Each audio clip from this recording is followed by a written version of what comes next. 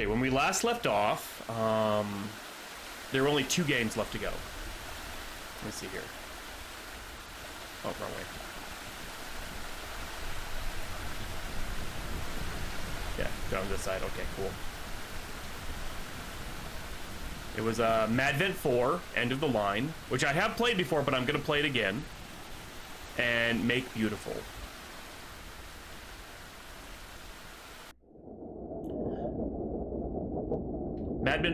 Madvent Calendar 4, End of the Line. This game was originally released December 1st, 2023. It was Vlad's 3rd and final Madvent as director. For this collection, Vlad stitched together all the relevant story elements to create a standalone experience. On top of the 10 minutes worth of cinematics and original 4 dioramas, there are now an additional 4 dioramas to find hidden along the journey. Madvent 4 is about Bidey and friends traveling up to the North Pole to fix Gifty. The game should take about 30 to 45 minutes to complete. Yeah, this one is actually bittersweet for me, because I remember playing this and realizing that it was the last one where Vlad would be the director, and I erroneously believe that Vlad is the one that was responsible for Madvent. I did not realize he just kind of took over as running it for the couple of years, but... Oh, cool, Damien, nice. 3 streams, that's good for you. But, it was kind of bittersweet because I enjoyed Madvent very much, and I think that Vlad did a great job running it. Mook Spookum. Mook, originally made from Madvent 3, gets a larger role in Madvent 4. Morning Folk. Ari took up the role of bringing the Morning Folk to life. They initially sent out over a handful of body shapes, man, woman, and child. However, Vlad only ended up using the man body in game to save time animating 1 rig instead of 3. Vlad made a bunch of different color skins for the Morning Folk to help diversify the crowds of the city. Cause he's Mook Spookum, Dora, that's why. Street lamp. Just a street lamp. Scully by Bruce Butcher. The main mascot of the Haunted PS1 community, Scully was made by Amosori, who actually, I didn't realize that he also did another game I like. I think it was called Sauna that I played, and I had no idea that he was also the guy that kind of like made Scully, and I thought that was really cool.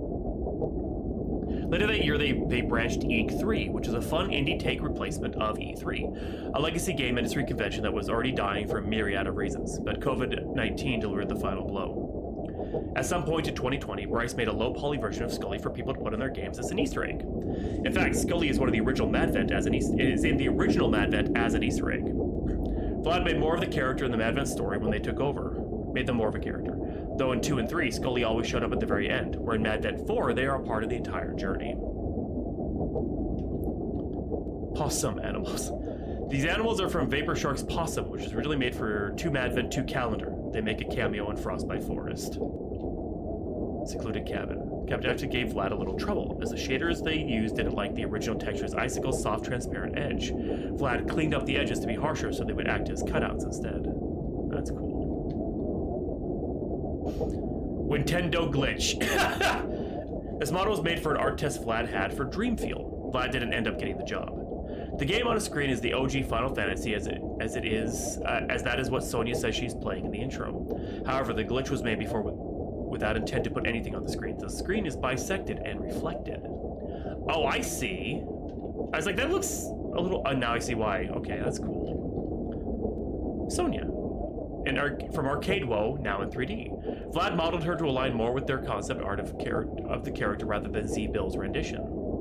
That's cool. Couch. Shining Retold collab that started in 2021, but at the time of writing still hasn't come out. Vlad placed the model on Pious Peak to give a little something extra to look at on the journey up. The Watcher. Originally made for 2 Madvent 2 calendars launcher. It was intended to be a religious symbol representing Scully, referred to as the creator, but that Bidey prayed to. However, the religious angle ended up being dropped in later Madvent entries, so this model was left behind. Just a simple candle. Cool. Yeah. I have her a peanut brain. I like this. I like how she looks. It's cool. Yeah, you can definitely see the peanut look from... And yeah, I didn't even... It never even clicked that those are PlayStation logos. I was like, oh, look, wizardy shapes, because I'm an idiot. Yeah. I've been an absolute idiot all night. Bitey! Patricia Bones. Vlad intended to make a conductor outfit for Bitey from Madvent 4, but unfortunately ran out of time with all the other fires that they ended up having to put out. Icebreaker ship. Finding objects to have in the background of the tundra section of Madvent 4 was a challenge. Outside blocks of ice, the icebreaker ship is really the only other thing that shows up sometimes. North Pole buildings and Christmas tree. Originally, Madvent was going to end in the center of the North Pole by this Christmas tree, with presents around it representing the bonus games. However, since there were no extra games, this area was cut, and the tree is now only seen from a distance. Yeah, because I've already played, this is why I'm reading through all this stuff, so it's a little bit of spoiler territory, but not quite. Gifty, the pain train. I love how it looks. Before production on Madvent 4 starts, Coulter, the launcher programmer, tells Vlad they have a friend who wants to do the train. Vlad was hesitant, as the last 2 years they had made the centerpieces of art, and it was a huge point of pride how those came out. However, Vlad also knew that letting someone else handle the train would likely ease their workload and make Madvent more manageable, so they swallowed their pride and allowed Scott to make the train. While it's a very nice looking train, it alone has more tries than in the entirety of all the other art combined. Thankfully, to offset this, most of the train doesn't use textures, only Gifty's face and the vines do. Jeez. Platforms, I remember. Yep, Carol Blinn picked up the most important asset Vlad needed for the Madvent 4 dioramas. The train stations. They made a unique variant for each location. Vlad ended up adding a lot of geometry to the model so they looked better with the vertex lighting shaders. They also took all the unique textures and materials and squished them down into one atlas for better performance. Sort of festive. The OG, yeah. I remember just being really sad when I played it. But it was really good. An intelligible political garble. Morningstar.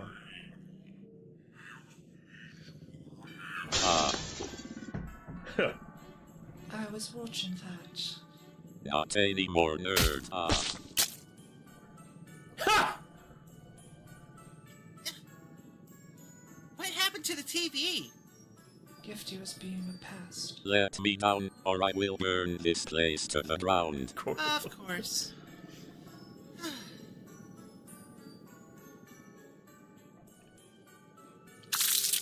If your 1 cubic feet of meat, why do you bleed so much? I am eternal.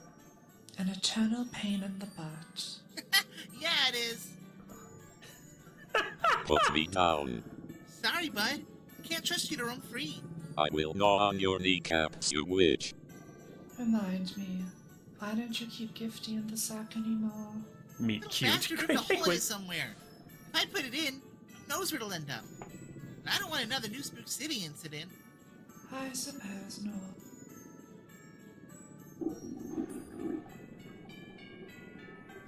Sonia? Did you have someone over? No, I've been so busy trying to catch up on all the games I missed while stuck in that arcade. Have you heard of this Final Fantasy game? Which one? Scully? There's more than one. Hey, Bitey. Sorry about your friend. Huh? The guy in your shower? I kinda skeleported into him. What? That's okay. Don't worry about it. Worry about it. My spawn are closing in. You kept that thing? Yeah. Figured if I didn't take care of it, Feed her. no one Hey, would. Quiz. Sorry I for am your. my own master. Did you at least take it up to the North Pole to get it fixed? Gifty's from the North Pole? Yeah, living meat is a cheaper Nautilus alternative to coal. They're meant to be a minor nuisance, not apocalypse starters. The end is nigh. I don't know if I can afford a trip to the North Pole. I'm barely affording this dirty murder apartment. Dirty murder part. Wait. That's Silent Hill 4's The Room! Sorry to hear about the election. Is that. Don't worry about it. I was getting bored of that job anyway. Was thinking I could use a long vacation to clear my head. How the fuck did I not realize that when I So played I this bought first? 6 tickets to the North Pole. Why I haven't played Silent Hill 4 6? forever. I don't know, but it's a better surprise present than last year. I am the greatest gift you will ever receive. Oh, Mr. Spookum, we actually need to get to the North Pole too. Could we come with? Oh, that'd be great, but they're all sold out. I bought the last tickets. We could use your extra ones. Oh yeah, You could. Awesome. Cool. The train's about to leave. We should get going. I didn't even realize. I was like, why are they crawling through a hole? Thinking, can I mend what is broken, or will I fail again? It's a little loud. Hold on a second. I'm just gonna turn it down just a little bit. No, God, will you stop doing that? Okay, just because it's a little loud, I'll turn it down for you guys. There. Yeah. Faced with these stars staring down, for 1 sec I'm not alone. With these tracks laid out, it's the only way this goes. On a meadow I love this opening. in which we are doomed to ride. When the tracks run out, there'll be nowhere left to hide. I can't do this alone, but with your help, I can take on the unknown. So will you follow me to the end of this dream? Time is short, but with this old transport, we can try to repair this dreadful gift. Please just come with me for one last ride. Yeah, Enjoy Vlad. what remains of what we cannot find.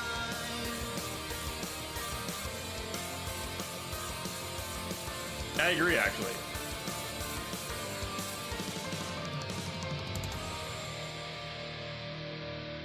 I will say the only time I would say that maybe backfired is Alundra for the PS1, where you go in expecting this kind of anime like game, and suddenly it's nothing like that. It's like this. The intro is the only thing animated in all of Alundra. I'm like, are you serious? Musume didn't suplex the train door. Okay. Everything you need. This will be a long journey. Change of scenery now and again is important for mental health. Try to eradicate those who hinder us. I was kind of looking forward to having my own car. Your attempts to stop me are amusing. Take comfort here while you can. Dude. Probably should lay off the skeleportation.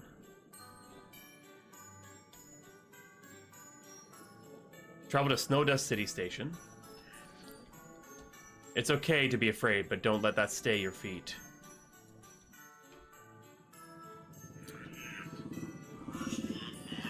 New Spook City Incident. What's the New Spook City Incident?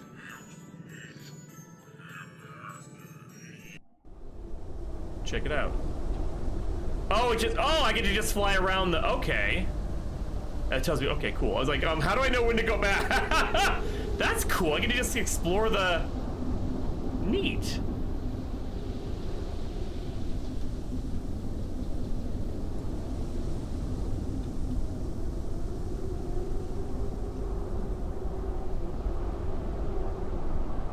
That's cool. Well, it cheers me up knowing everyone in the city died because I failed to stop Gifty. Oh my god. It wasn't your fault, Bitey! You did what you could! Oh, there's one at the top, too. Oh no. Oh yeah. Even if I lost a battle, I won the war. My seed continues to spread. Oh my god. Any other little hidden ones around here? Without the turn soon, yeah. That's so cool. I love it.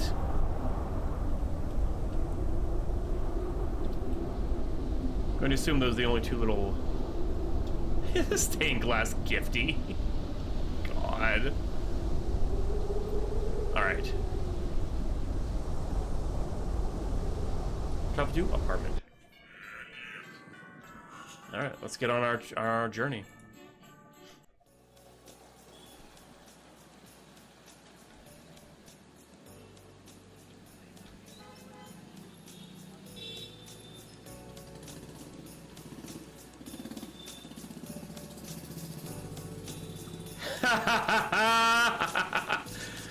Your cars mean nothing to me.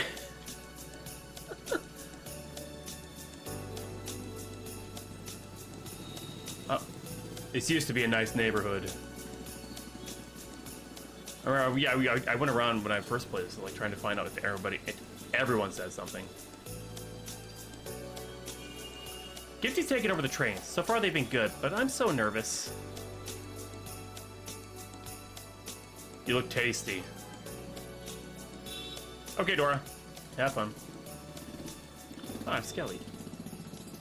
The city's a lot more hostile than I remember. Guess morning folk take after their creator.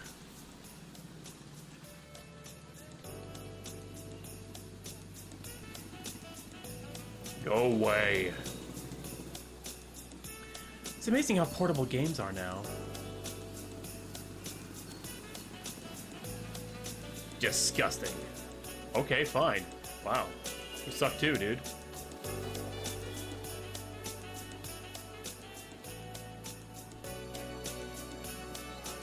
Get out of my city. Get out of mine! Wait for train. You don't belong here. Now, where's Mook? Ah, there he is. I'm going to miss this city. Oh shit! The commentary! No! Okay, shit. Okay, so we have to... Oh no. I forgot to turn on the commentary. Yes. Crap.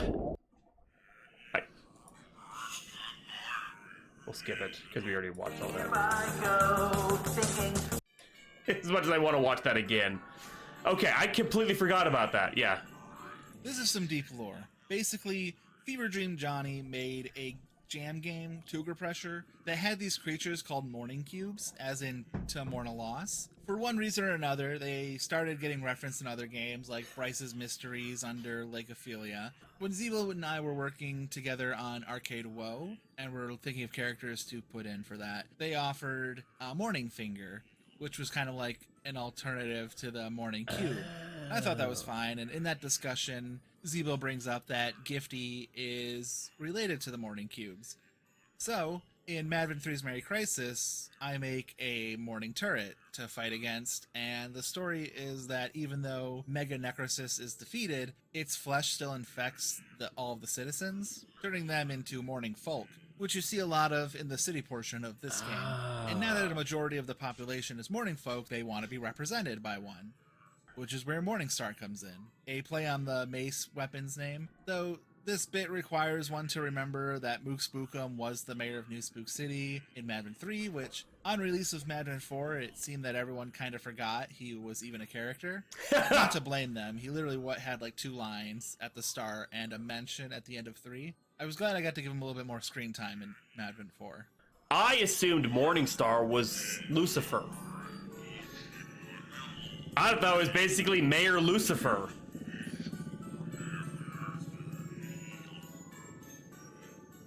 Oh. Speaking of things that almost didn't make it into Madvent 4, Sonia, a character introduced in Arcade Woe with a joke that Bitey is really into her, but at the time it's left ambiguous whether she means in a zombie way or a queer way. Madvent 4 destroys that ambiguity by settling their gal pals now, and while I'm sad to lose the ambiguity of the joke, I am happy to make a queer relationship canon. But yeah, Sonia almost didn't make it in because, again, I didn't already have a 3D model for her and was worried about having enough time. What pushed me into making her was the anime OP that I wanted to do. I figured the more characters I had to play with, the easier it would be to fill, which ended up being true. That, and I felt Sonia would be a good emotional anchor to help Bitey initiate the change she needed. I'm really happy people latched onto her and her relationship with Bitey so much that at the time of recording, she's slated to make an appearance in the Haunted PS1 Demo Disc 4. Nice.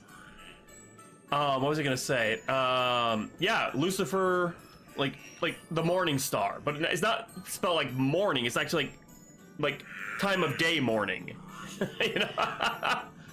And also like morning star as like the mace too. So I thought it would be a funny reference to have Bitey and Sonia living in the Silent Hill 4 apartment. I I never almost picked didn't up on though, that. just Oh my because I God. knew it would cost me time to model, which I could have used doing other stuff for Madvent for, but I'm glad I set aside the couple of days it ended up taking, because I feel the intro wouldn't have been the same if it would have existed at all without it. Yeah. There was an outcome where just the OP played, and then you hopped into it, leaving the exposition of why on the itch.io page. That's cool. Oh. Is there commentary here? Yes! Madvent 3's story was literally born from that silly title, Madvent 3 Necrosis. Since we did 2 Madvent 2 calendar, I wanted to continue on the Madvent 2 tradition of calendar. like a silly name. So I figured doing a Resident Evil 3 Nemesis rip would be a good follow-up. The story being that Gifty would take over a beefcake to get the Nemesis type body and then wreak havoc on the city, cause an outbreak, etc. Instead of a mountain, the level select was supposed to be like a Parasite Eve level select map, and instead of New York, it was going to be a Christmas-shaped island. Initially, I tried out a Christmas tree, but the shaping wasn't obvious even from a distance, so then I tried a snowflake, and I liked that way better. Though it did give Final Fantasy VII Midgar vibes, and I think right around that same time I was playing through the FF7 remake, so I chose to jeez. lean into that. It being a New York rip, I went with New Spook City, and I made Mook Spookum the mayor, just as a little fun tidbit. It wasn't really important to the plot. Anyhow, Gifty steals the dreams to supercharge themselves, and they would have gotten away with it too if it weren't for those extra dreams. There wasn't a demo disc the following year because Spectral Mall burned out a lot of the people who make that thing happen, and so while unintentional, the plot beat from Madvent 2, where the dreams were an offering to get a demo disc, and Bitey losing the dreams to Gifty so Scully didn't have the energy to make a demo disc happen, just kind of worked out in the meta. I love learning all this behind the scenes stuff. Madvent 3 was so jam-packed with submissions that I didn't need to fill any holes, but I was still in that I want to participate in Madvent with like a game of my own. And so originally I was just like, oh, I'll make my game like the last game, you know, like the 25th day. And originally it was going to be a Smash type of like fighting game where Bitey and Necrosis beat each other up, but part of me was like, if I don't have online multiplayer so people can play together, then like kind of what's the point? And learning that in 6 months of production was way too much. So I pivot to make another game style I loved when I was young, Ace Combat. I don't think I was terribly successful in capturing that magic either. Like, it's a nice facade of that game, but it pales in comparison. Plus, I learned that a lot of people don't like Ace Combat. So I'm glad that I made it overly easy instead of challenging. Plus, a lot of people don't like that. You know what? Honestly, it was a game for PS1. It has a lot of sequels, but I personally was never a huge fan of it. But when I played that, I felt more like it was what's the word I'm looking it up? Like it felt more like because I never actually played Ace Combat, but I think people play more than Ace Combat is Asteroids. I felt more like it was Descent, the 8-direction kind of game. Although you were moving all the time, it felt more like Descent to me than. But that's just me because I grew up on Descent, playing that on like my grandfather's computer when I went to go visit him in California. All right, here we are, train station. Yeah.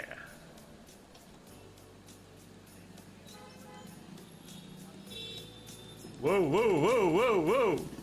In my head, the canon is that I'm just jumping over each car. These were always meant to just be dioramas, little spaces to vibe in, appreciate the craftsmanship of the environment, and move on. But there are some players who just don't care to take in the scene, and for them it would be done in a couple of seconds. They'd pop in, they'd pop right back out. For a long while, the dioramas kind of felt unsubstantial, until it hit me that I could put a character in each one and get their thoughts. And then I was like, well, why not just have every character in every scene? And the immediate benefit was now that there was a reason to walk around, spend a few minutes traversing between the characters to talk. Which But I this had a did. bigger benefit of giving Madvent more of a through line. Instead of prior years where you saw everyone in the trailer and then everyone again at the end, this year you checked in on them every few games. It made it feel like you were going on a journey with them, and it's wild to think we almost shipped Madvent 4 without these blurbs, because they really tie the room together. Yeah, 100%, actually. I love that about this one. I loved it. Scully also made an appearance for a similar reason, to fill out the roster, but also because writing-wise, I felt that he is a mentor-type character with deep esoteric knowledge that the other characters wouldn't have that could help start the journey. I used a model that I believe Bryce Butcher made for the Haunted PS1 to use, though I ended up spending a day cleaning him up so he was easier to animate and also a little less resource intensive. Renaming all of his bones, remapping his UVs so he only needs 2 materials instead of the original 10. Oh, well. I'll pretend I know what any of that means. Because I don't.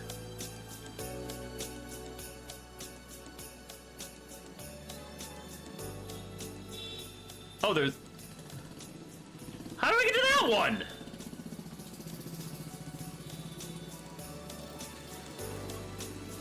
Oh. It was much simpler than I thought. Nerd shit for The nerds. biggest mistake with these dioramas was not being explicit with the player that that's what they were. People were so wowed with the production value of the visuals when they spawn in that they generally presumed that there would be more game, something to figure out. And several times they were just about to come to that conclusion that maybe this was just a space to vibe in when they read these notes on the track. They figure it's a hint on how to progress, but I added them as a meta contextual flavored text type thing. Right. Like, you can't unplay the games you've already done. You just need to push forward on the day 7. Unfortunately, this feeling there should be more and not being able to find it frustrated a good handful of players, and it was something I probably could have prevented with better framing. Thankfully, by the second diorama, everyone knew what to expect from these, and people ended up enjoying those a lot more overall. That's right, because if you're on the track, because I remember running on the track.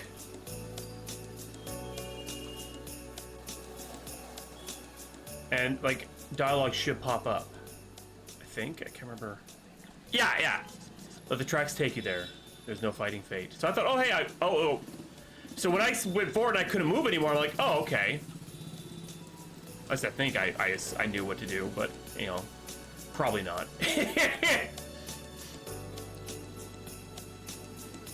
Okay, so I just gotta find a seat and wait for the train. Holy! One-way trip, no turning back. How about a Frostbite Forest Station?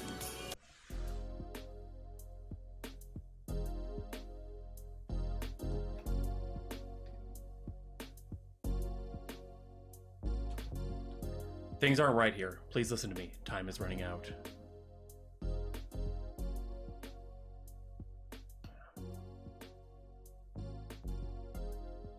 Hey, it's the cabin. I hope Santa isn't the one that in that dream where you make fuel. Seems kind of mean.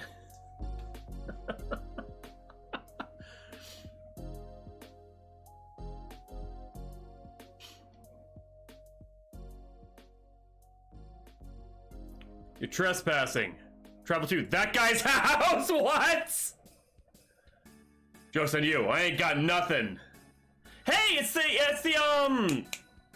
the cabin from Wyoming. 1968. From Changed. Unhinged. Nice. That guy's cabin. Oh, I love this so much.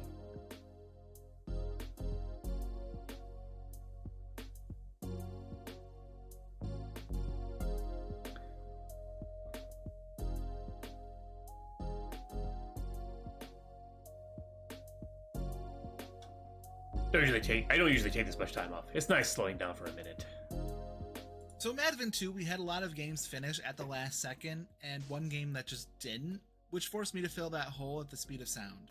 In response, Madvent 3, we allowed for extra entries. The goal was 31 days, giving 7 extra games just in case people with proper days dropped out. We did have some drops, which caused some reshuffling, but overall, I'd say it was the best year of Madvent, as we ended up having 29 games, mostly ready at launch. There were a few bugs that unfortunately weren't found until the day of that everyone was going to be playing them, but they were far and few enough between that it didn't spoil the whole event. Madvent 4, on the other hand, was a very rough year. Part of it was that HPS1 Sports announced their production cycle just days before I announced Madvent 4's. In theory, this should have been fine, as it intended to wrap up in August, which would have allowed all of the devs working on the HPS1 Sports 2 months before Madvent's rough draft deadline.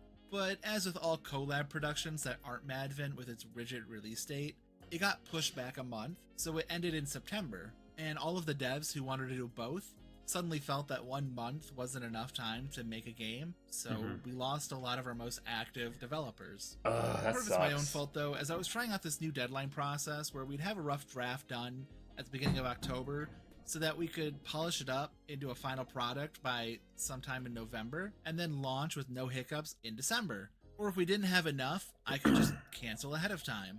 Actually, almost did cancel Madvent 4 due to poor turnout. I played through all 24 rough drafts, and only 12 of them had legs.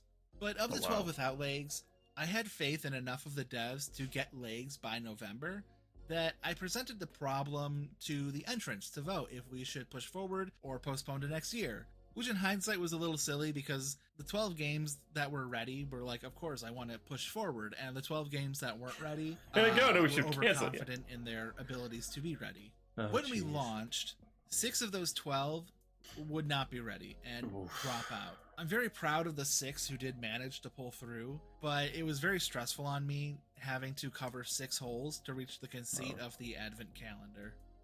And with the ending cutscene and RIP 4 Part 2 not being ready at launch, I think it really hurt the collection's momentum, as people figured they'll wait to pick it up once it has everything. And it didn't end up having everything until the day of RIP 4 Part 2's release, which I wasn't very happy about, but like, it was, they're doing charity work, essentially. Yeah. And so that they produced something at all, I'm grateful for. Speaking of hurting Madvent 4's momentum, this is a little anecdotal, but 3 days into Madvent 4, H-Bomber Guy dropped their massive plagiarism video that took the internet by storm, and our analytics tanked. Again, maybe correlation, but in my heart, I feel it is partially causation, because on itch, success begets success. The more views you get, the longer you stay at the top of the default search, which makes it easier for people to find you. So once the numbers crashed, there was no recovery. Oh, wow. I will say this, though. I remember Madvent. I don't even know what plagiarism video you're talking about.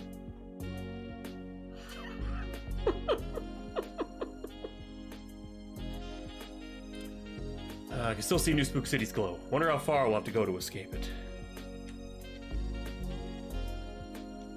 At this rate, I'll be done with the 8-bit era this time next year. Gotta be out of the city. Don't worry, Sam will be back soon. Hey, it's those guys.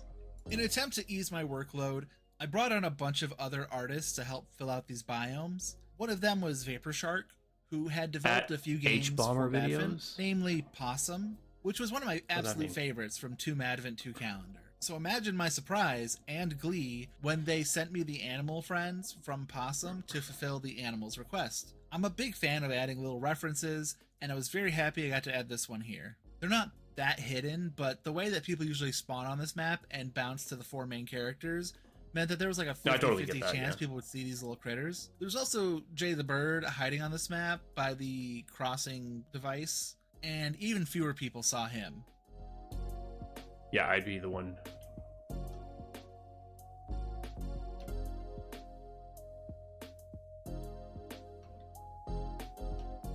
Ah! Instead of taking Jay's Crateway Express, she'd be back. But she'd have been back by now.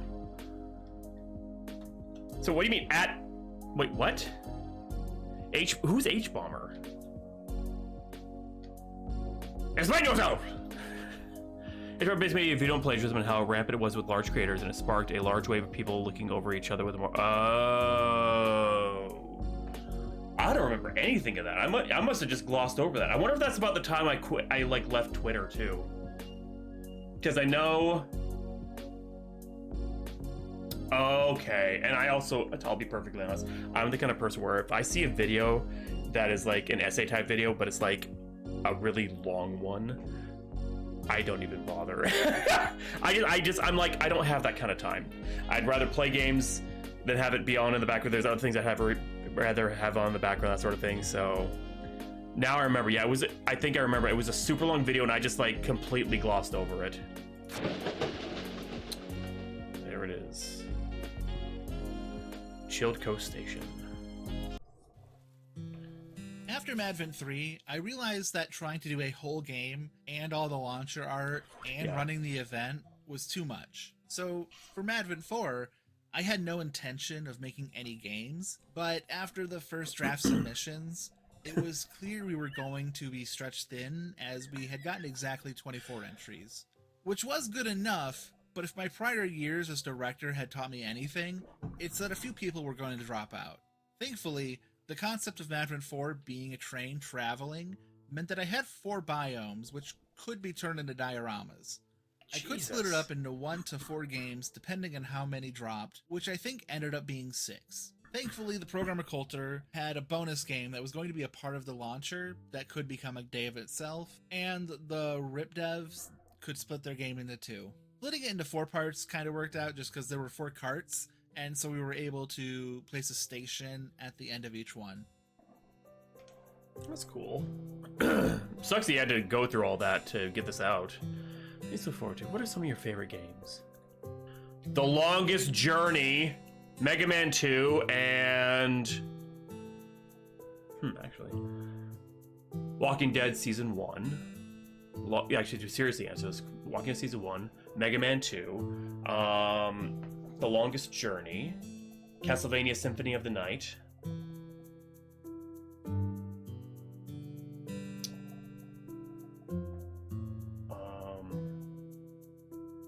Final Fantasy VI.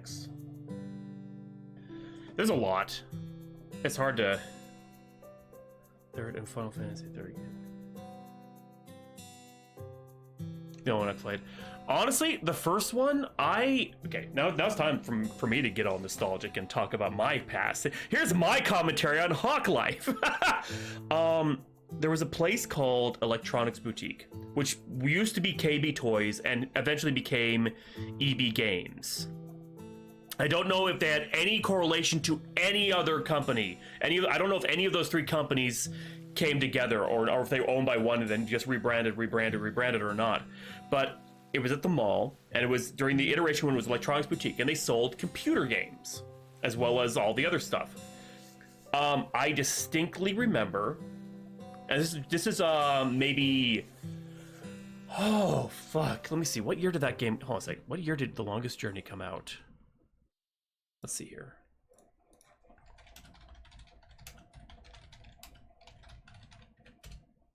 It came out in 1999, so this was 4 years before I moved to Canada. So I believe I found it in the year 2000. So I was living on my own at that time. And this is also the time when there was a huge amount of buzz. I remember walking to the store and there was all this talk about World of Warcraft. That was the big MMO on the horizon. And this is like 4 years out sort of thing. So I don't know if I found it in the year 2000 or 2001, but it was very right around that whole time. I don't believe I got it when it released. I don't remember the exact time, but I remember just walking into the store and I was just kind of browsing like I normally do. Oh, thank you, CW. Appreciate that. It was yesterday, but I do appreciate it. Thank you. And I saw on the very bottom shelf, there was only one copy of it, The Longest Journey. And I had always been an adventure game fan. I always enjoy them. They're just those kind of games I just like. And I just remember a little of both. Vladimere's lore is in the game. This is my lore now. Just picking it up and being like, you know what? This looks kind of neat. I looked, I actually, looked at the box and it looked kind of cool and everything. I remember taking it home and playing it, and it was literally the only thing I played until I beat it. And I usually do that with games. Like, I'll try and just play the game all the way through until I'm done with this sort of thing. But this one, it left an impression on me, and I don't know why. Like, it's not the greatest story. It's not the most well-done adventure game, but just something about it just really resonated with me, and it is literally my favorite adventure game of all time. Even though it has at least one bullshit puzzle that I was like, I had to actually look up the answer because this is absolute bullshit. And I was like, when I found out what the answer was, I'm like, are you fucking kidding me? Yeah, right. I remember when my wife and I, we got WoW and we signed up for it, and we had to pay for our accounts each month, and we're like, how do you justify this? This is ridiculous. And now it's like, oh, hey, it's normal. It's an MMO or whatever. It's like, I remember back then it was really hard to justify a monthly expense for a game like that. I like the music. It's nice. This the way for the track words? Nope, it's the other way. Can I go up the... I can go up the mountain! I don't remember if I did this last time I played this, like in 2003. I do remember that about Rip 4 or whatever, like not being released and you had to wait a couple of days or whatever. Do you remember how you got here? Yeah, went up the hill there, Scully. Travel to Pious Peak. Oh, secret spot. Dude! This place from the other one, nice! You heard there's a terrible disease ravaging the world. You don't look sick, but I'm not willing to risk it. Please leave. We heard. Oh. As mentioned elsewhere, this game's creation was a reaction to poor turnout, but being split into 4, I just named each game its location, like Snowda City Station. However, to Madvent 2 calendar, my first year as director, had its own hiccup where one of the days never delivered. The person in charge of it kept telling me they were working on it until eventually they just stopped responding. So Madvent 2 ends up shipping without a day 16, and there's no news on the game meant for it. So I start working on an emergency build, which is just a diorama of the mountain scene you see here. I call it a dream within a dream, because of how you're going from the Launcher's Mountain to the mountain again, and I made it the Madvent motif to refer to the games as dreams. The person originally slotted for day 16 finally gets back to me just as I'm wrapping up the diorama to confirm that the deadline essentially paralyzed them into not working at all. This experience is why I changed how we handled submissions for future Madvents, because it was hyper stressful filling that whole post-launch.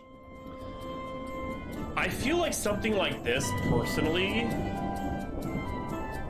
That music is so loud. Hold on a second. I feel like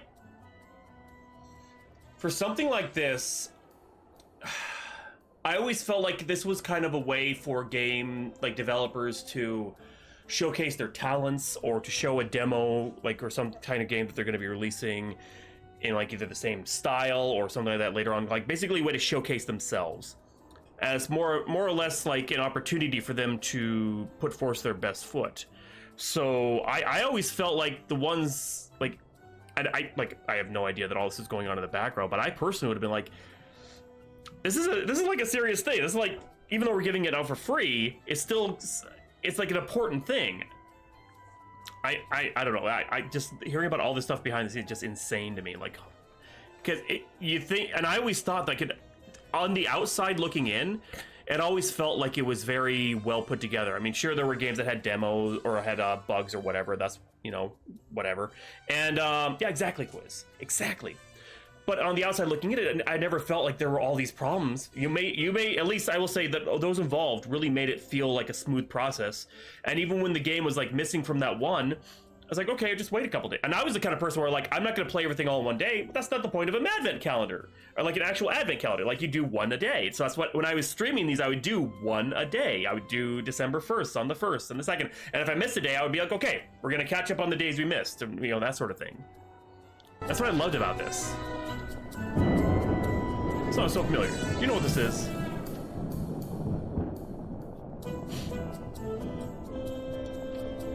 Oh, they all have. Well, okay, they don't all have, but not to check to see if they all have.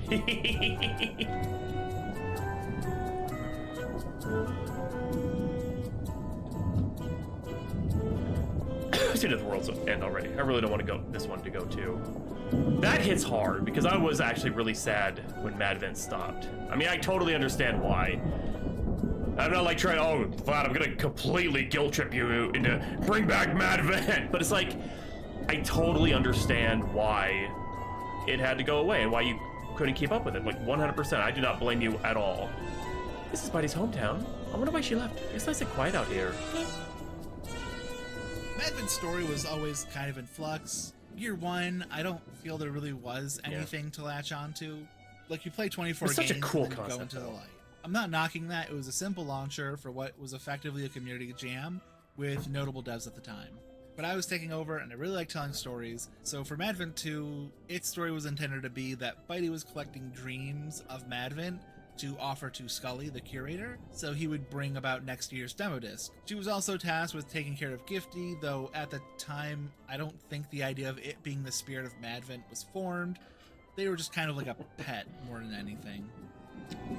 I don't know. This is just me speaking personally. I feel like Bitey and the whole group are kind of like Madvent. That's like, and there's stories that they tell and things. I felt like were really part of the whole experience.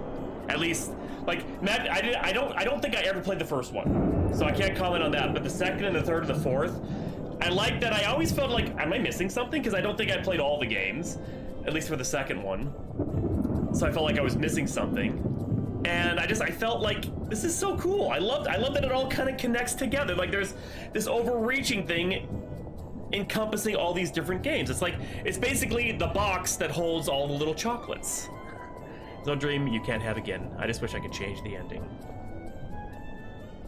That's deep, actually.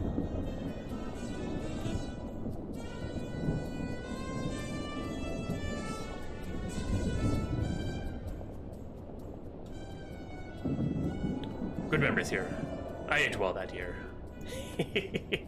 The dreams. Buying a house at the top of a mountain was a mistake. Welcome back, Dora. Welcome back.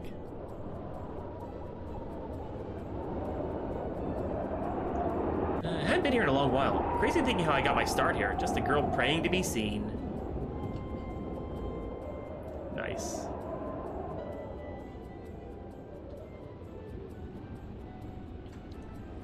Oh man, this takes me back. Okay. Woo! Whee! I was hoping I could do this. Make it faster to get back down the mountain and go back.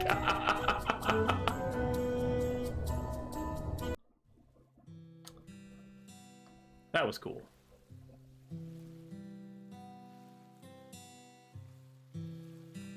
I gotta run down the track. Oh. One day this will be a memory. One day this will be forgotten. Every time I read these, it was always so somber. I was like, oh my god, like, why are you making me feel feelings? This is just supposed to be a fun Christmassy game thing with horror, like subtle horror to it. Mook, they either go, oh, it's Dick Kickham, or they say, oh, is that Johnny Bravo? And I'm not against Dick the comparison. Kickham. I mean, I injected both of those characters into him, but unfortunately, I feel like I leaned too heavily into those few inspirations, and now people don't really see him as his own character, but strictly as like a parody of characters they do recognize. It's possible with more appearances and characterization, they could come into their own as the himbo I want them to be, but the brief moments they get in Madvent 3 and 4 just weren't enough. I totally got that from once I like at the end when you realize that that's like your swan song for this. I was like, yeah, I got it all just tied together. Dora, this year's been so hard. I hope next year is better. I hope the next one is better. While brainstorming Madvent 3, the launcher programmer Coulter floated the idea of doing a train. We tried to meld my Nemesis City idea and the train, but eventually landed that it would be best to make them separate. So even though part of me wanted to stop doing Madvent around Madvent 3 to focus on personal stuff, I felt like I owed Coulter that one last round to make their idea come to life, and so we made it happen. And even if it didn't splash like Madvent 3 did, I think it's the best work I did. The anime intro, the sitcom opening, the through line through the dioramas, and the emotional end. I didn't initially intend to inject so much heavy feelings into Madvent 4. There was a part of me hoping that the changes I made to Madvent 4's production would keep it light enough that I could keep doing it and have time for personal projects, but as everything broke down, it became clear that it was going to have to be the last one for a long while. I was feeling very bittersweet about it. I feel like Madvent is part of what made me recognizable to a lot of people. I had become so synonymous with Madvent that there were people not as well versed on the lore who thought I also did the first one, and they were very confused when I said thank you for 3 years instead of 4. There were a bunch of streamers and Let's Players I would chat with year to year, and Madvent was becoming something that they could look forward to.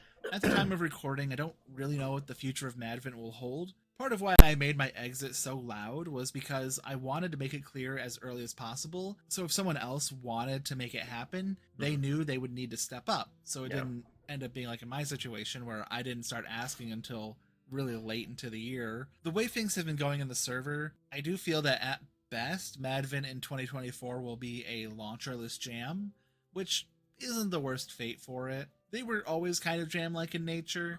I honestly think the only thing lost outside of the year-to-year lore will be the sense of community playing the same games together.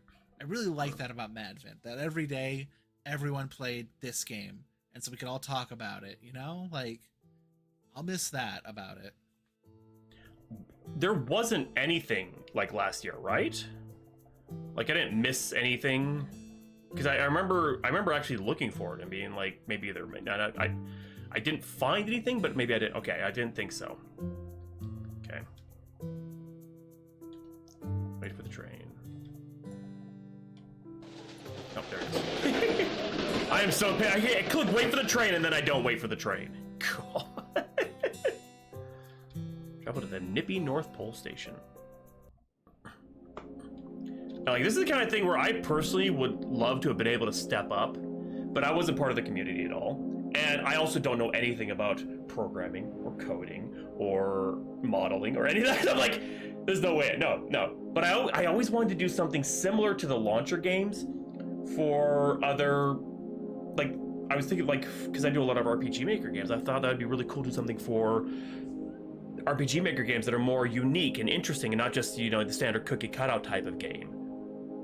But I never went through, and I doubt I'll ever do anything like that myself. But Madvent's over? Feels like it just started. What a fun trip this has been. I'm sad it's almost over. The ship!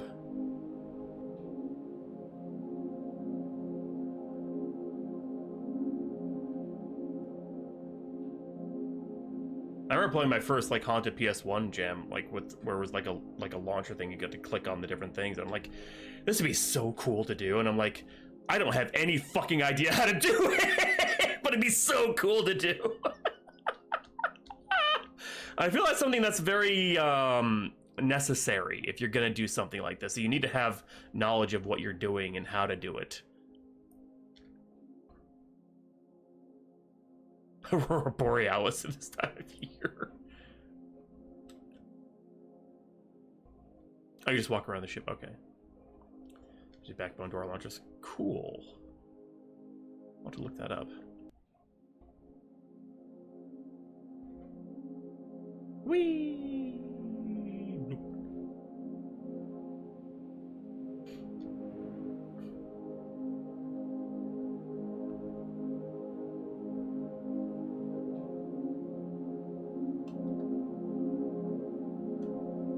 There were a lot of great games this year. I'm glad I tagged along for the ride. Whitey was created when I took over for Madvent. My intent was that they'd be this personality mascot for Madvent the way that Scully is for the demo disc. We had Haunty the Ghost and Scully the Skeleton with pronouns they and he. I figured having a she would be good, and sticking with the undead theme, a zombie. I drew up some concepts. I wish I could remember my reasoning behind the decisions I made for each exactly, but I think I went with a small child for the first round because I wanted her to be full of whimsy and look up to Scully, who was like a celebrity at the time to her nobody status. I'm not 100% sure why I chose red. I think the idea was that Scully was purple with red and blue eyes, which would represent Haunty and Bitey, kind of not counting Gifty at the time. The second round I tried making her outfit more Christmassy, kind of like an elf, but it just ended up giving Link vibes. The third round was very close. I aged her up, she got her sack, Santa dress, knee-high boots, thigh-high socks, the pigtails, things that now feel core to her character. But I was still trying to lock down her color scheme. The fourth pass is where she more or less has everything she ends up with. While she started as a sort of mascot for Madvent, I feel like she ended up becoming more of like my avatar with my work in the Haunted PS1 community. This is it, last stop. Thank you for coming along. It means a lot to have everyone here with me.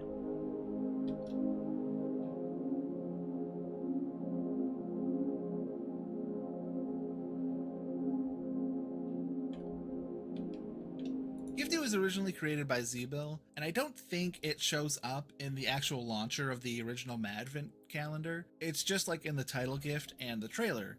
Funnily, Zebil didn't think Gifty had a voice, but understood why I thought the robot voice generator they used was their voice, as that was the voice used in the trailer song. All to say, Gifty really wasn't a character when I took over Madvent. I suppose I could have just left them behind, but I felt like it was important to pay homage to the original organizer, and it gave Bitey someone to work off of in the cutscenes, which Madvent 2s are very brief, basically just giving us a taste of Gifty's antagonism that would be explored better in years 3 and 4. I love that Gifty is a robot voice, honestly. It's so friggin' funny.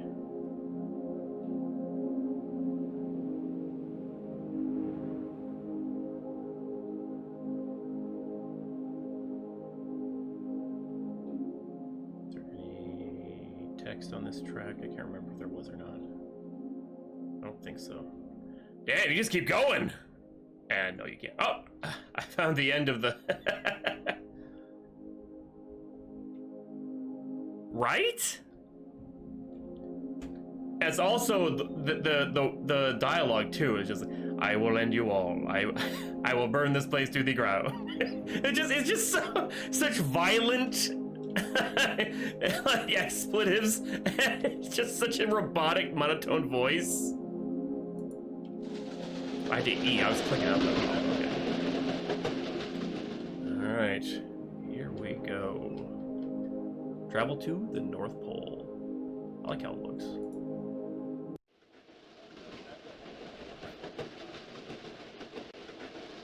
Oh gosh, at this speed, we're gonna crash right into the North Pole. One of these should be the brake, right? Yeah. They're stuck. Stand back. I've got it. I've got it. Ah, those puppies are stuck.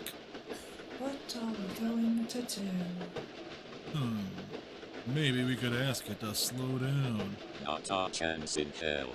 Well, that leaves me out of ideas. Adios. Agreed. Time to abandon ship. Later. Guys, come on! As much fun as being soup sounds, I think we should jump too. You can float with that bag of yours still, right? Yeah, but if we jump, Gifty's gonna barrel right into the North Pole. It'll be New Spook City all over again. And if you don't, you'll be smashed to pieces by the impact. Not really helping either way. You might as well save yourself. Bitey, please, let's go.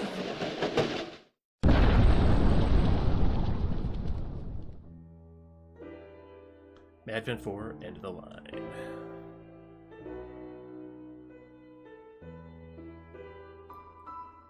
Uh-oh! There goes the North Pole! Adios! Just as long as fucking jumps off the train.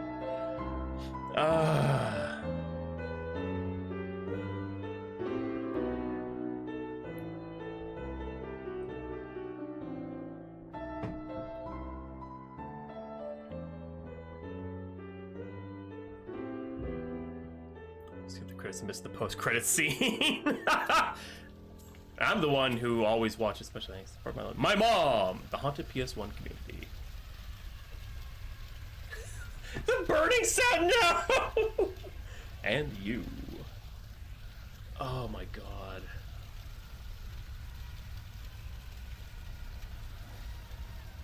Distant fires. Hey, you okay? I'm so tired. Let's go home and get some rest. What about Gifty? Let someone else handle that. What if no one does? No one will if you never give them the opportunity to. Gotta have a little faith. Yeah, you're right. I just don't have the resources to keep doing this. Wow. That hits harder. Wait, we have to walk all the way back? That sucks! I dunno. I'm looking forward to a long walk on the beach with you. Yeah, that part'll be nice.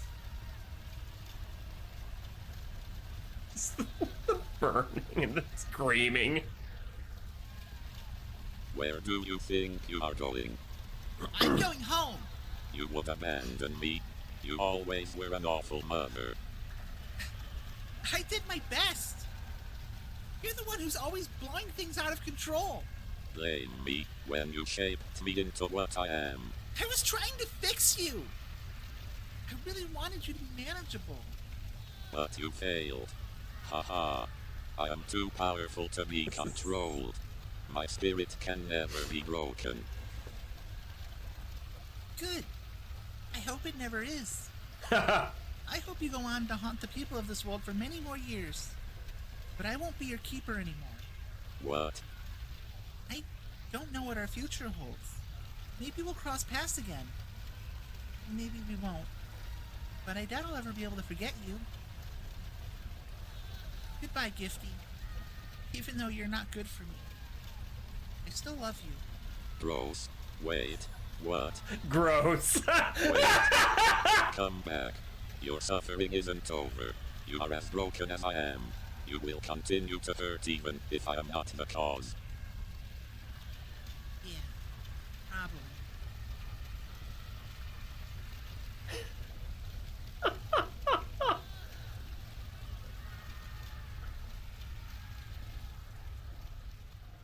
The end. Oh my gosh. Ah! It's just as bittersweet now as it was then, with a lot more things in context. It's just, oh my god. Now I'm gonna cry! Rip North Pole. Wow. Make beautiful. Gross. Wait, what? Ooh. Make Beautiful. This game was originally released January 31st, 2024 as part of the Forgotten Tapes Twisted Forms collection by Bloody Vulpine. It started production in February 2023 and had about 3 months of work put into it. The game started life as cinematic RPG a la Parasite Eve. However, after some major setbacks, the scope was pared down to just be a kinetic novel. Make Beautiful explores the innate body horror of the trans experience with a retro future sci-fi aesthetic. It should only take between 5 to 10 minutes depending on how long you spend crafting the perfect you and how long you allow yourself to be stuck in the end loop. Okay. Yeah, that's not disturbing. The Mangled. These creatures were originally designed to be the standard enemy type in Make Beautiful. They were intended to represent a general body dysmorphia and could be used for either male or female patients. When time ran out, Vlad didn't want the hard work bloody machine put in to not show up, so they repurposed them to be the player's botched result.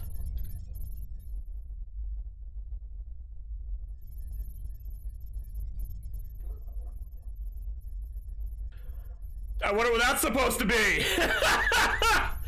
The Wormling! These creatures are also fairly fluid representations of cock-centered anxiety, regardless of gender chosen.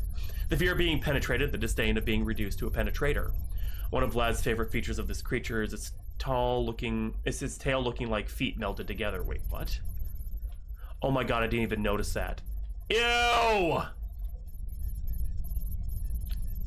Inferring the worm was once human. Cheddar. This helps sell the idea that the other creatures in the maze are other botched surgeries, that perhaps enough time in the maze and the flesh melted cocoons over you.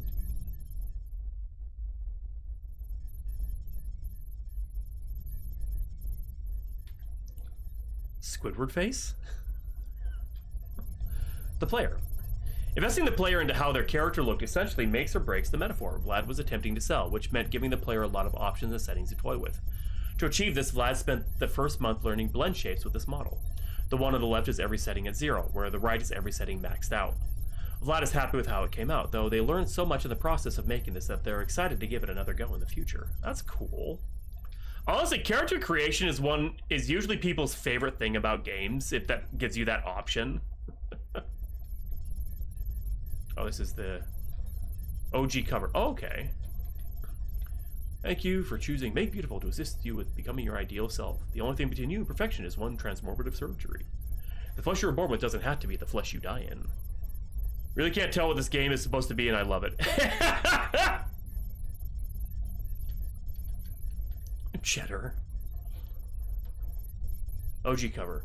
For the collection, the devs were all asked to make a VHS cover for their game. The line marks were drawn over the screenshot to enforce the surgery aspect of the game. Oh, okay, I see what you mean. That's cool. The quote from SB, one of the founders of Bloody Vulpine, was a reaction to Vlad posting a somber shot of the hospital hall a few weeks after showing a work in progress of the combat of the cube. They could have pinned down what it was because it was changing in real time. The OG. Okay. Log on. I'm actually, I should have done this with all the other ones, but this is, I just didn't want spoilers, but this is still really cool. The maze. Back when this is intended to be an RPG, a majority of the game was going to take place within these cubes, heavily inspired by the movie Cube. Just like the movie, the player would wake up and trudge through the maze, each room possibly holding an enemy encounter or trap. These characters where I love them. My wife and I both enjoy them. In fact, whenever I start a new game and anything, if I can create a character, I usually spend way too long in it. There are even going to be symbols the player could use to gauge what was ahead. Unfortunately, due to the time constraints of the upcoming Madvent, the dungeon gameplay got cut, but not wanting the work to go to waste, Vlad added a QTE section where you navigate to several unique death animations.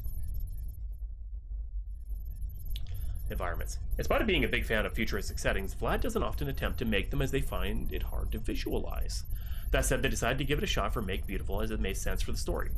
While they are very happy with how they ended up coming out, the environments ended up taking way more time to complete than anticipated, leaving less time to figure out how to RPG. That's actually really cool looking. Terrifying, but really cool looking. Alright, let's log on. Quiz. Warning, this game contains scenes of mutilation. Make Beautiful. Name?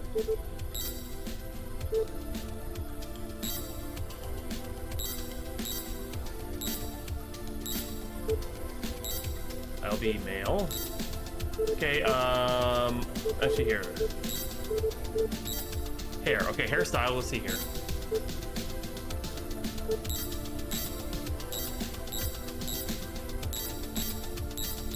I'm gonna go with Emo Hawk. Oh, Nick, that's okay. Yes! I love that style! I don't know why! I can't grow it myself, but I love it! Yes, okay. And then, so hair color.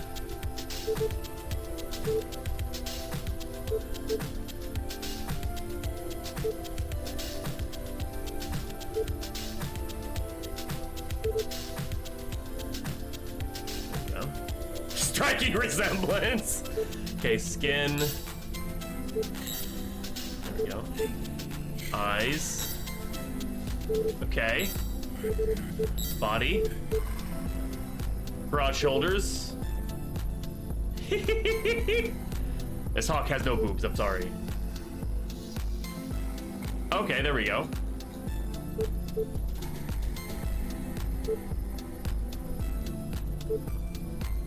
I have no hips either. Yeah, that's about right.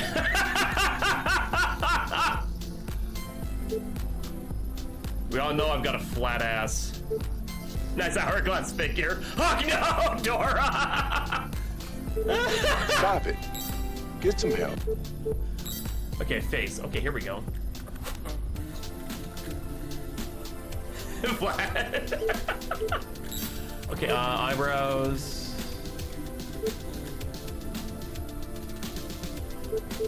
It's actually really involved, a lot more than I thought it would be. Wow.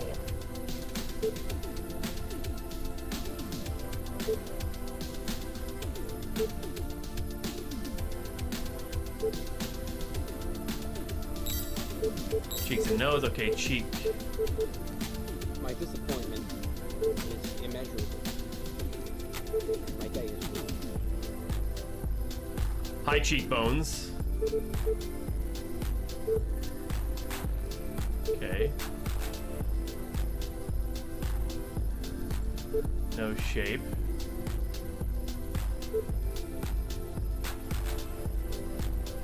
Stop it. Get some help.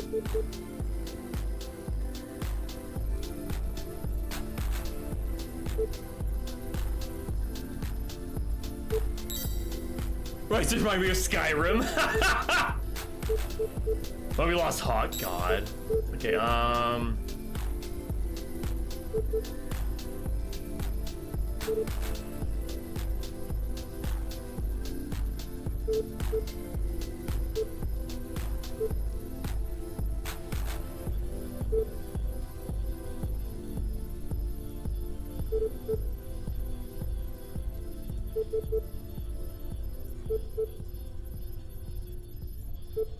yeah, I don't have big lips.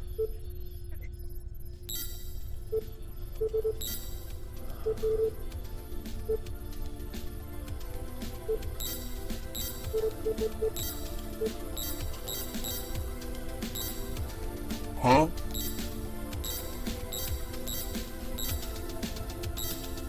Look at that.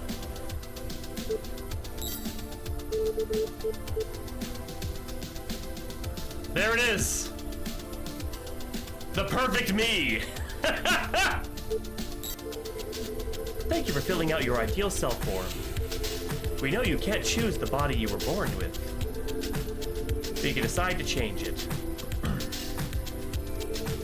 We here at Make Beautiful are honored you have chosen us to assist you with your transition. I like that you show the reflection of what they actually look like before the transition. That's kind of a cool look. Like, I like that. Like I had a choice. The operating room is currently occupied. Please wait patiently. You'll be called as soon as it becomes available. All right then. Guess I'll take a nap.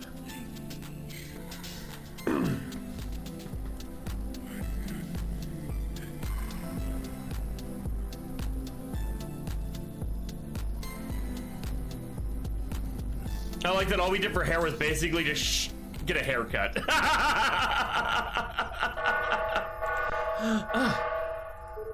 Congratulations, Hawk. Fuck. The operating room has become available. You may now exit your room and head towards the red lights.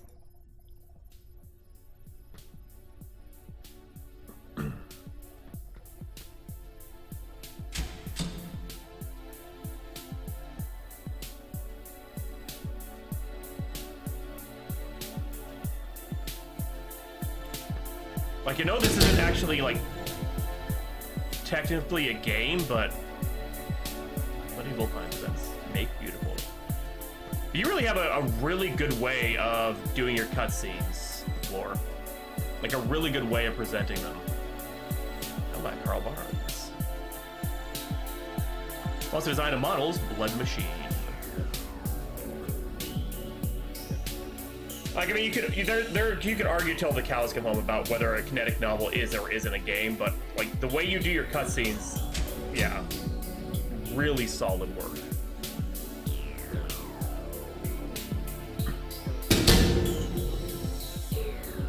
Hawk, please take your place on the operating table. Quiz.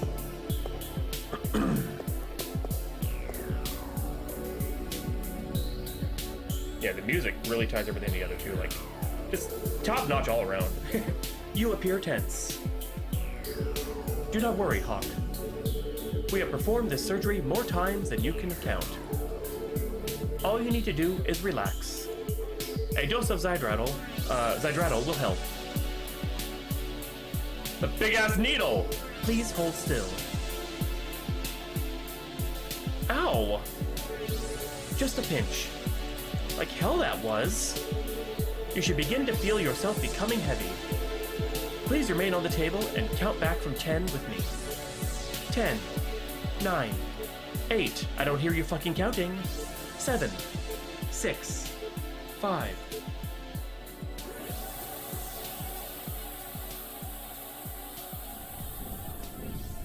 Inazuma. Wait! I'm still awake! I can't speak!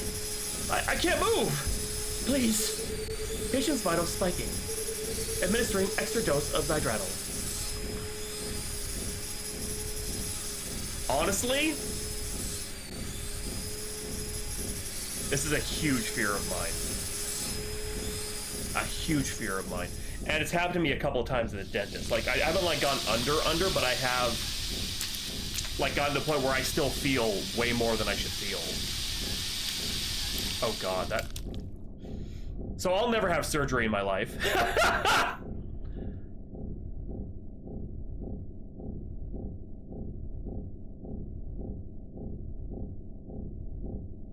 Jesus.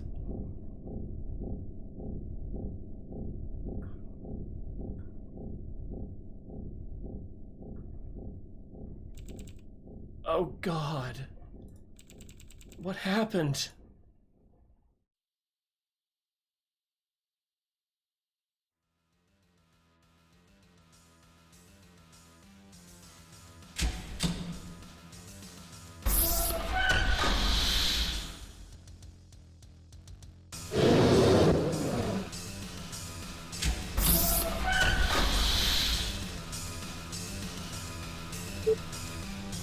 Oh, dude, there is game aspects to it. Okay, cool.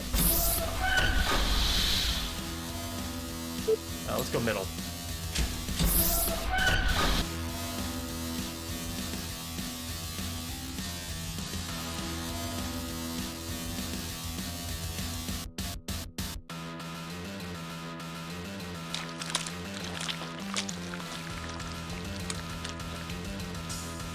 We just explode. Become beautiful. Oh my God. You're you forever. Jesus! Subject terminated. Patient 45967 failed to survive test chamber. Recommend replication. Let's explore facility. Oh my gosh. At the time of recording, the Haunted PS1 is staunchly against asking for money as a collective, partially because they want to keep participation for the love of the craft, and not just for compensation, but also the loose nature of how they run things. They didn't really want to burn bridges and fracture friendships over who was owed what. And not even to mention the time and effort accounting it all would take. Still, I'd been doing charity work for the Haunted PS1 for several years at this point, and I wanted to start making money from the development I was doing. My intention was, after Madvent 3, to focus on Vladimere's lore and then ship it mid-2023. This was before I decided to make it a 10-year anniversary collection, so there were only 9 games that were mostly ready to go. However, I get contacted by SB, the owner of an indie horror game server on Discord, about their new venture, Bloody Vulpine, and I start inquiring about it. Basically, they say they want to do Haunted PS1 collabs, but the devs get paid. Which sounds good to me, so I join. However, I missed the first collection they do because I was busy never mind. with Once I finish up with that, they finish their collection and jump right into the next one. And their first collection took about like 2 months to put together, so I think, okay, I could take 2 or 3 months to work on a game for this collection, and then I'll still have time to do Vladimere's lore, and then I could do Madvent 4. If only. If only. I spent the first month working on the character creator, which is more time than I thought it would take, but it is the crux of the idea, to invest a player in their appearance and then rip it away from them. But that still leaves me 2 months to figure out the RPG side of things when suddenly my power goes out due to a harsh winter storm. and it remains out for 2 weeks. And with no vehicle to travel Holy elsewhere, shit. and no phone service to text, I was trapped home alone, sitting in the dark. Oh my god. Power comes back on, but the psychological damage is done. I Yeah. honestly believe I spent the rest of that year recovering from the trauma of that isolation. It took me a few weeks after to Jesus. get back into the swing of things, so I essentially lost a whole month of dev time, I'm so leaving me sorry. 1 month before our deadline to put everything together.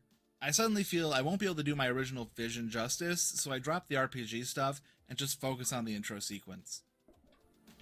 Wow. That's awful.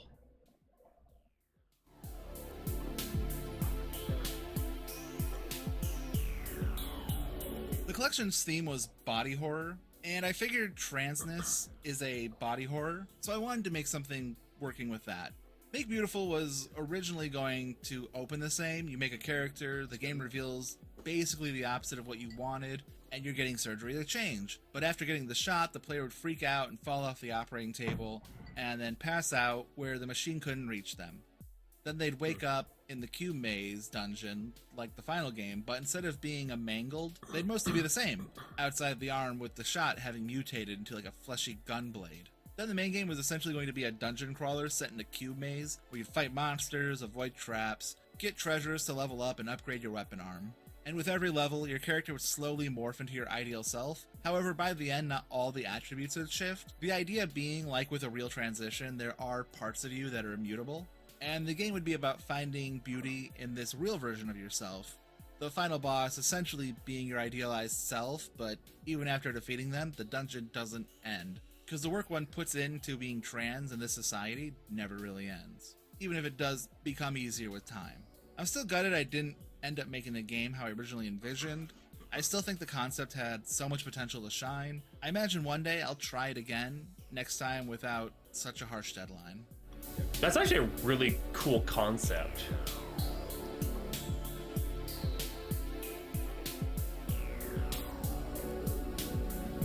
We like just straight chugging OJ quiz. That's a really cool concept, actually.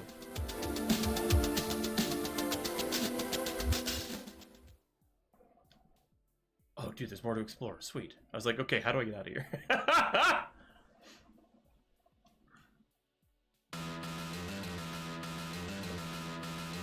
This is the banger.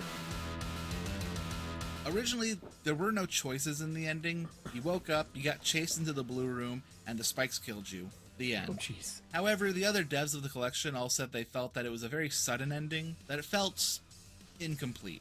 I ended up caving and deciding that maybe I could add some QTEs and let the player explore the map some, but all roads would lead to death. I do this, and they all say it's way better now. I'm feeling good about the substance I've added, however, when it finally releases, I think the illusion of choice I added ended up making the game frustrating to a lot of players, as being given a choice told them they were failing, and if they did better next time, they would get a good ending.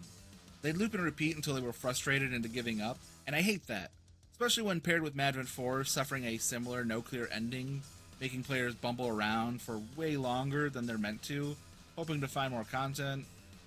It made me feel like I failed the player, that I didn't communicate with them as well as I should have.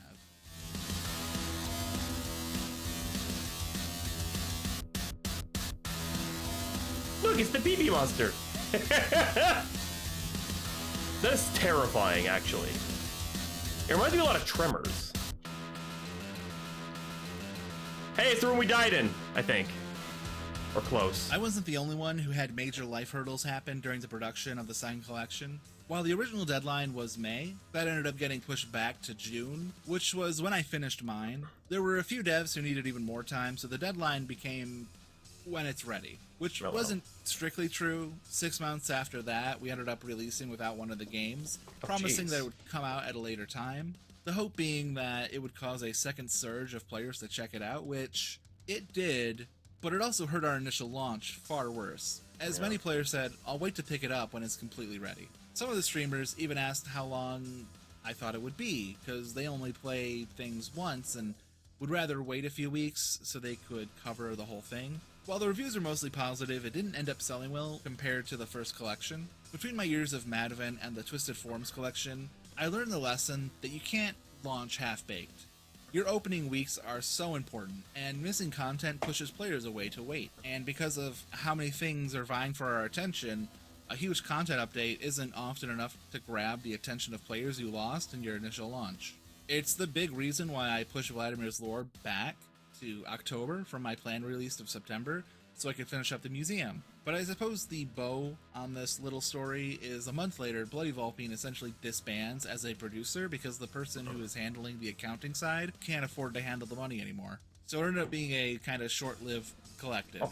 And while we all luckily managed to walk away friends, the collective itself is pretty short-lived. That sucks.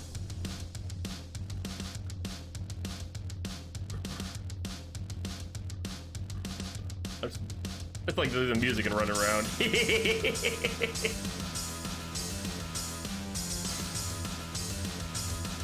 the first Forgotten Tapes had 9 solo devs who worked for about 2 months and then released for $7, which was honestly kind of a low ball, but then we do the second collection, which has 8 teams of devs working on what is supposed to be a 3-month project, but became closer to 6, and because there was one less game, they wanted to release it for $5. I only found out about this because I was toying with the idea of doing a Patreon type thing where people could pay like $5 and get access to the games I made earlier than everyone else. Of course, I'm in a verbal contract with Bloody Vulpine, and I don't want to step on their toes, so I float the idea past the leadership to see how they feel, and they react very negatively. They're so worried about players not wanting to check out the collection if one of the games isn't exclusive to it that they insult my game and they say it's too short, it's not worth $5. That's how much they're planning on releasing the whole collection for, which maybe pump the brakes to focus on that, because after being split 8 ways and after Steam's 30%, it was going to be less than 50 cents per sale per team of devs. I argue the collection should sell for $10 as a base, so everyone is getting close to $1 per game after the Steam tax. They refuse to budge, though, because how would that look to our fans? There's less games in this collection. To which I retort, but they've been worked on for far longer, so they should be more substantial per game. Yada yada, I suggest we ask all of the devs involved their thoughts on the situation, because it affects them. I lay at the situation that I think we should price high, because you can always put it on sale, but you can never really bump up the price without a substantial addition. The leadership drops our private messages and says I wanted to sell my game standalone to discredit my input. It was kind of a petty thing to do, but it worked, as many of our fellow devs agreed it was kind of a dick move on my part. Regardless, the conversation doesn't really go as I anticipated. As it turns out, many of the developers working on that collection had kind of low self-esteems about their art and didn't think their efforts or games were worth anything. So they were just happy it was being sold for anything and didn't care what the price was. Meanwhile, a few of the devs agree they wanted more. However, since there were more I don't cares, they took it to mean the majority rule we should release for $5.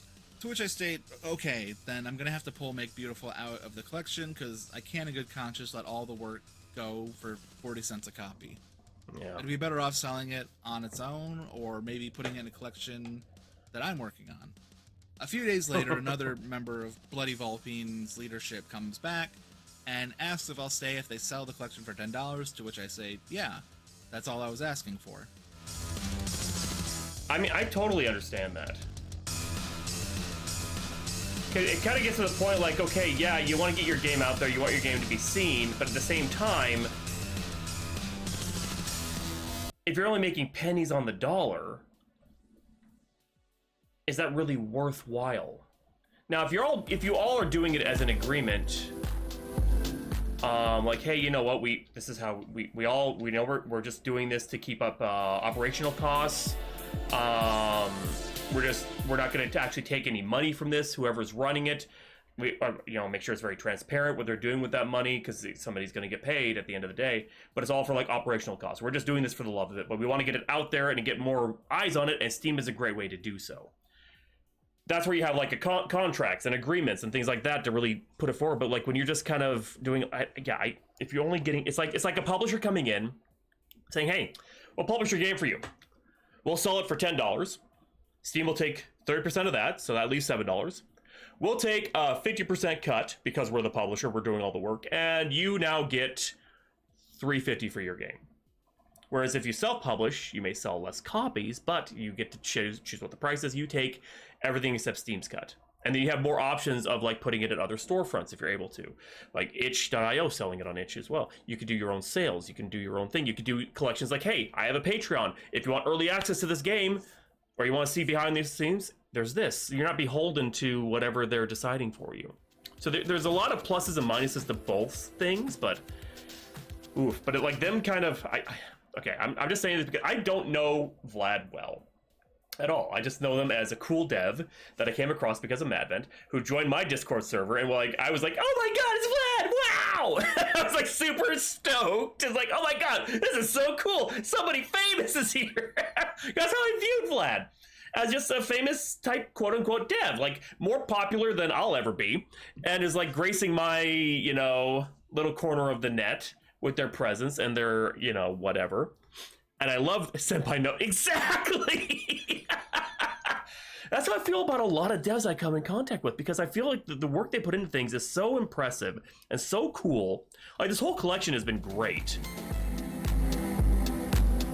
Like, seriously great. And I've enjoyed playing this, and I've enjoyed seeing the history behind these things and stuff that you've been doing, like a lot. It's really a cool way to see the behind the scenes stuff of all these things.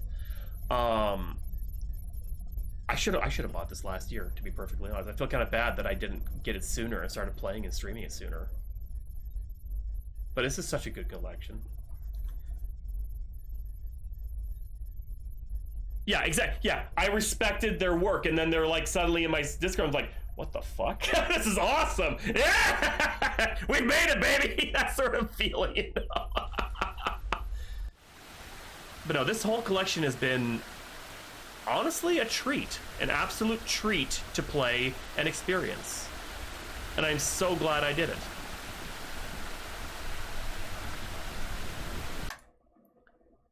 Like, so glad I played this. It's just such cool stuff. I mean, it sucks about, like, I was going, hey, I'll check out the Bloody Vulpine thing. Why not? I mean, they're like, it's dead. I'm like, oh, okay. And to be perfectly honest with the way that they were kind of handling it, and I'm not going to say anything because I'm just kind of going off of what on the,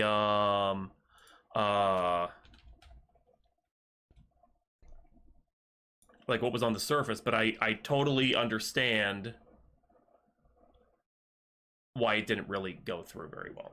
This is the kind of thing where everyone involved needs to know 100%. Yeah, exactly. You're just one source of info. So I mean, like, not that I'm discrediting anything that you said or like saying, and I'm also not taking everything you said as, oh, hey, this is the God's honest truth, because there's two sides to every story. But I do feel like this is the kind of thing where you really, really have to manage it in an incredibly professional, very business-like way. You can all be friends and do the cool friend jam thing. Like, that's one side of it. Definitely, that's what makes it really successful in my mind. But at the end of the day, you still have to have somebody with a very analytical and business mind who is leading the thing and has to make sure that, yes, this is going to be sold for a profit. And here's how we're going to distribute those profits. Here's how everyone else is going to benefit from that. Here's how we're going to run the whole thing. And it has to be very professional, very cut and paste. It shouldn't be a democratic process. It should be like, hey, okay, you want to do an early access of yours. We're going to say no to that because we want this to be exclusive. We want everything in this collection to be exclusive. After the collection has been released, you can, behind the scenes things, your art, your thing, everything you worked on, sure, you can release that in your own way. But for this collection specifically, we want it exclusive. And leave it at that, not be, according to your claims, petty. That's not, you cannot afford to be petty in a business setting.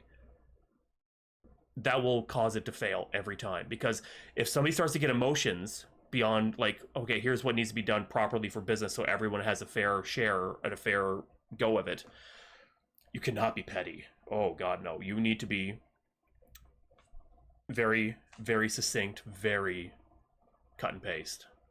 Yeah, exactly. One friend has to play accountant, yeah. So I mean, the stuff that you face, man, I don't blame you for the choices and decisions you made for what you've done. No, I probably would have done similar things if I were in the same shoes, so. This is awesome stuff, though. I really enjoyed it. Like, a lot. Like, a lot. I'm going to go back and get 100% achievements. I have to. I have to 100% that. I have to do that. Wait. What commentaries did I miss? Oh my God, there wasn't listen to all commentaries. I thought I did. What did I miss? I'll have to go back and find out. I have no idea what oh. If you go to quick play, oh, sweet. Okay, okay, so and actually, hold on, I'm sorry. If we're gonna wait, there's another game. It is hold on a sec. I can't remember the name off the top of my head at the moment, but I do have. Sorry, just wait, real quick.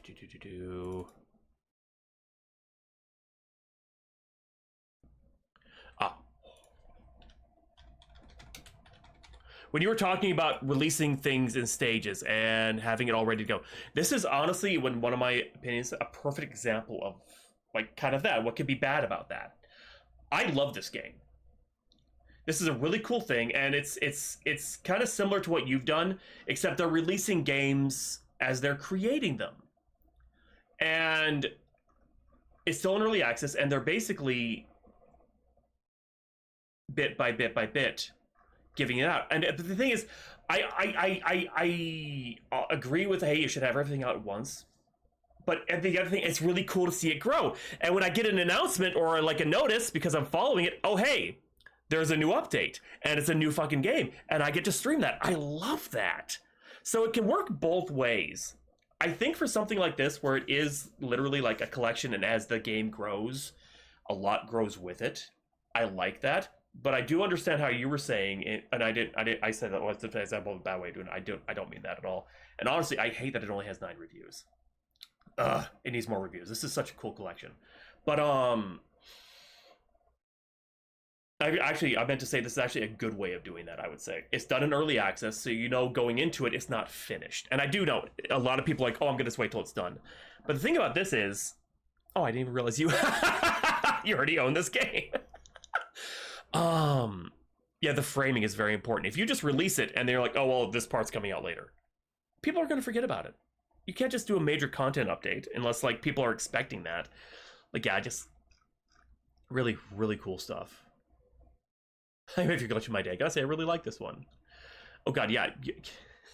I forget things so often. I forgot I even said yes. Like, yeah, this is a helpful review. What is wrong with me? Oh my God, I think I'm getting Alzheimer's. In my old age. But anyway, okay, so I just want to check real quick, because it does the same thing. It shows you what achievements you're missing out of each one, and I like that. Yeah, it prompts up to exactly. I hate that. It's like, I don't want to support that. There, okay, kill death. I missed it in kill death. Okay. How much do I bet that's the only one? Yep.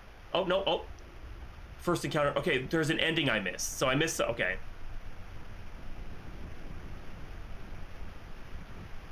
Yeah, none of that because you're just flying around. Okay, I missed one in this. Maybe it's for one of the paths. Maybe I missed something. That's good. At least I know where to go to find him. Cool. I like that you put that. Thank you so much for doing that. Kill death, 100% kill death. Kill death at challenge level 2 or higher. Kill death with no upgrades. Oh God, that's gonna be the one that's gonna be the worst. No, thank you for making this. This is awesome, and I look forward to whatever you're going to produce in the future. So anytime you have anything coming out, let me know. I will be honored to stream it and pay for it and things like that. Like, this is the kind of stuff, yeah, the Alan Wake there. Like, this is the kind of stuff where I don't mind buying it because I like to support. And I hate that because of the way people have abused it in the past, that Steam, like any free key, does not count towards. What Steam should, honest to God, do is separate the paid reviews from the free reviews. I don't know why they don't. Like, it should have all reviews, then right under that, paid. You know, these are people that have actually paid for the game off of Steam. And then key reviews. These are games that are, like, either were gifts, bought off site, or were keys given through by the devs. That way people can make their own choices from that. I hate that they don't count towards it. Because when I released my crappy little game, it was originally like $4 or $5. Whatever. And I did it as, it was very petty. It was very petty when I made that game. And then after a while, I'm like, okay, well, I broke even on it. Now it's free. Because I didn't make it to make profit. I made it to just basically prove, yes, I can make an RPG Maker game that's better than a lot of the slop that this other person has put out that, like, they're saying, oh, I bet you can't do better. I'm like, of course I can. Like, anybody can. It was very petty. So I made it free. And then suddenly, all these reviews counted. Yeah, exactly. Bet. All these reviews counted that were originally didn't count because I had given out keys to friends. I'm like, hey, hey, sure, go and play, whatever. So it suddenly went from like sub 10 reviews to like almost 20. And I'm like, what the hell? But no, this is an awesome collection. I'm so glad you did it. I wish it was more popular just for your sake, but you know what? Sometimes, like the reviews, I'm sure, like they always say the reviews are never indicative of like the sales or anything like that, but I do hope that it gets like super popular. Like suddenly some major streamer streams that suddenly like, oh my god, I have to go play Vladimere's Lhore. Well, that's good. At least it did okay. That's good. I'm glad. I'm happy for that. This is seriously a solid collection.